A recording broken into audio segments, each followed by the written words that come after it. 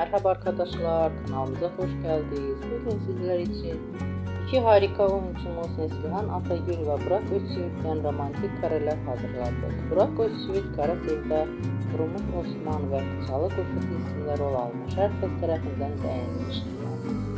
Biz de sizler için onların güzel paylaşımlarını hazırladık. Bu videoların devamlı gelmesini istiyorsanız kanalımıza abone olup yorum yazmayı unutmayın.